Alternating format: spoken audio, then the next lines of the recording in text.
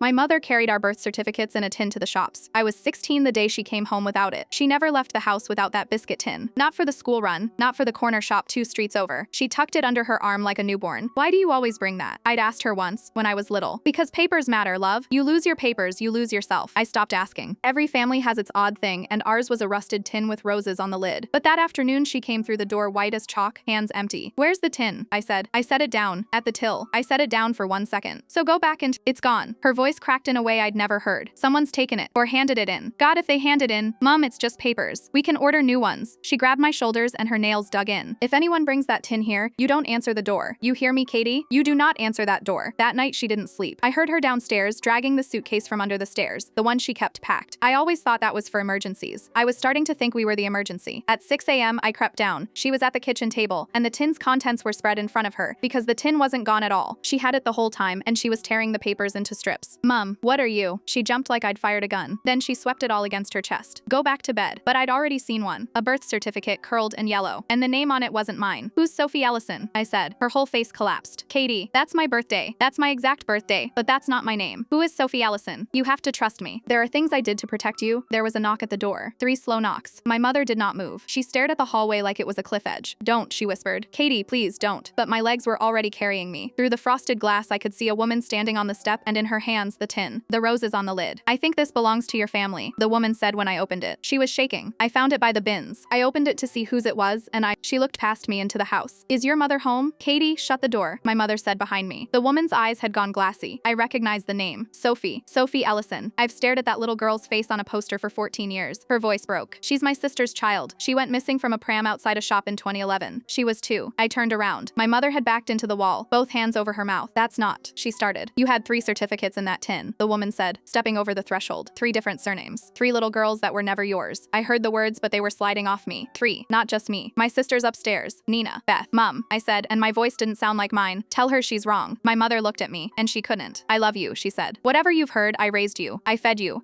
You took me. The tin was still in the woman's hands, and I snatched it, and I saw them all 3. The strips she'd started to tear and hadn't finished, and the faces of 3 families printed at the bottom. You took me from a pram. She lunged for the tin. I stepped back, and the woman caught my arm and pulled me onto the step, into the cold away from her. I've already called them, the woman said. The moment I read the names, they're 2 minutes out. My mother, the woman I'd called that for 16 years, didn't run. She just slid down the wall to the kitchen floor, the packed suitcase toppling beside her, and she said it again, small and useless. Papers matter. You lose your papers, you lose yourself. And I understood, finally, why she'd never once set that tin down. It wasn't ours to lose. The blue lights hit the frosted glass, and I looked down at the certificate in my hand, Sophie Ellison, age 2, and read, for the first time, my own name.